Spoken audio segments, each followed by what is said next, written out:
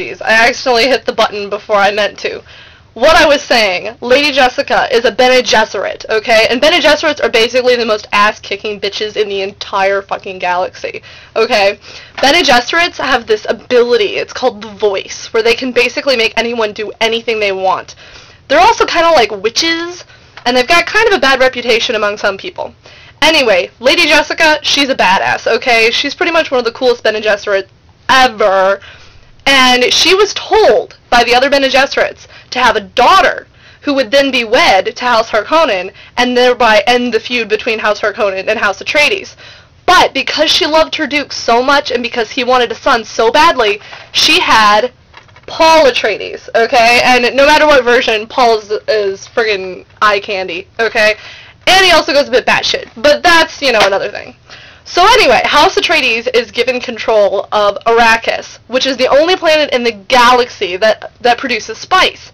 No one even really knows what spice is, it's just that it allows the navigators to travel and fold time and space and travel from planet to planet.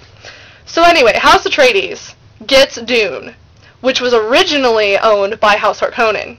And this, of course, means that House Harkonnen wants House Atreides out of the way so that they can get Dune back. Thus leading to this huge war, assassination attempts, Paul and his mother being taken in by the Fremen, which are these desert-living people on Dune that are very awesome. They're basically like Bedouin.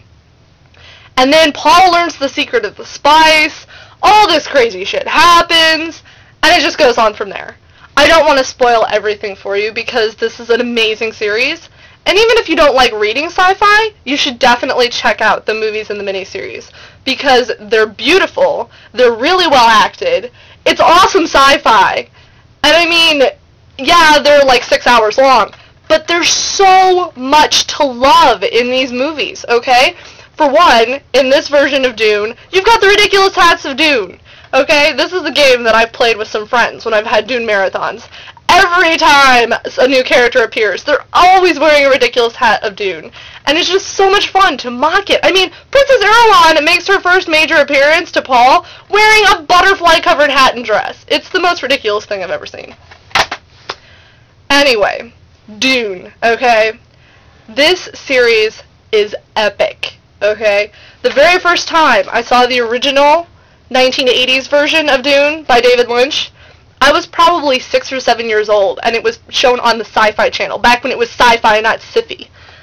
And this whole miniseries, this is the one, like, positive memory I have with my father, okay? Because we would watch this together, and we would talk about it, and it was just so epic. I mean, yeah, Tolkien totally revolutionized fantasy and basically set the standard for all fantasy to come by creating so many different cultures and languages and stuff. But Frank Herbert kind of did the same thing for sci-fi. I mean, the whole series of Dune is just so layered and rich and cultured, and it's epic, okay? It's the definition of epic. The same way that Lord of the Rings is an epic quest, Dune is epic sci-fi warfare, okay? It's just awesome. So, if I haven't convinced you to check out Dune, I've totally failed in my role as a fangirl. Please, if you've never seen Dune, find a copy, okay? I don't care if you start with the 1980s version, if you start with the 2001 sci-fi original, if you start with Children of Dune, just because it's got James McAvoy running around shirtless. You just have to check it out, okay? That's my good deed for the day, that's my recommendation for the day, and that's the log for the day. Check you later.